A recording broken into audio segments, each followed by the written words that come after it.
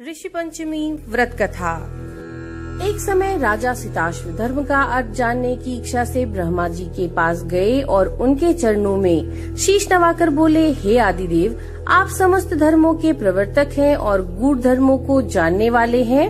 आपके श्रीमुख से धर्म चर्चा श्रवण करके मन को आत्मिक शांति मिलती है, भगवान के चरण कमलों में प्रीति बढ़ती है। वैसे तो आपने मुझे नाना प्रकार के व्रतों के बारे में उपदेश दिया है। अब मैं आपके मुखार बिंद से उस श्रेष्ठ व्रत को सुनने की अभिलाषा रखता हूँ, जिसके करने से प्राणियों के समस्त पापों का नाश हो जाता है। राजा के वचन सुनकर के ब्रह्मा जी ने कहा, हे श्रेष्ठ, तुम्हारा प्रश्न अति उत्तम और धर्म में प्रीति बढ़ाने वाला है। मैं तुमको समस्त पापों को नष्ट करने वाला सर्वोत्तम व्रत बतलाता हूँ। यह व्रत ऋषि पंचमी के नाम से जाना जाता है और इस व्रत को करने वाला प्राणी अपने समस्त पापों से सहज ही छुटकारा पा लेता है।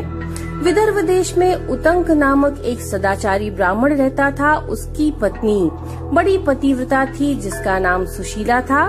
उस ब्राह्मण के एक पुत्र तथा एक पुत्री, 2 संतान थी। विवाह योग्य होने पर उसने समान कुलशील वर के साथ कन्या का विवाह कर दिया। दैव योग से कुछ दिनों बाद वह विधवा हो गई। दुखी ब्राह्मण दंपति कन्या सहित गंगा तट पर कुटिया बनाकर रहने लगे।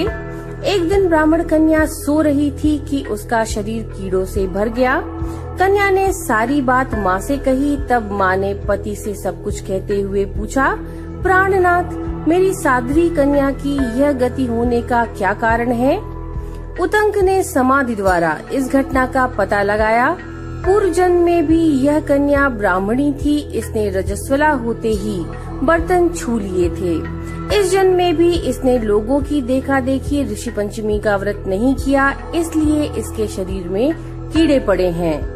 धर्मशास्त्रों की मान्यता है कि रजस्वला स्त्री पहले दिन चांडालिनी, दूसरे दिन ब्रह्मघातिनी तथा तीसरे दिन धोबिनी के समान अपवित्र होती है। चौथे दिन स्नान करके वह शुद्ध होती है और यदि यह शुद्ध मन से अब भी ऋषि पंचमी का व्रत करे तो इसके सारे दुख दूर हो जाएंगे। अगले जन्म में अटल सौभाग्य प्राप्त करेगी। पिता की आज्ञा से पुत्री ने विधि पूर्वक ऋषि पंचमी का व्रत एवं पूजन किया। व्रत के प्रभाव से वह सारे दुखों से मुक्त हो गई और अगले जन्म में उसने अटल सौभाग्य सहित अक्षय सुखों का भोग मिला। तो यह थी ऋषि पंचमी की व्रत कथा। नमो नारायण।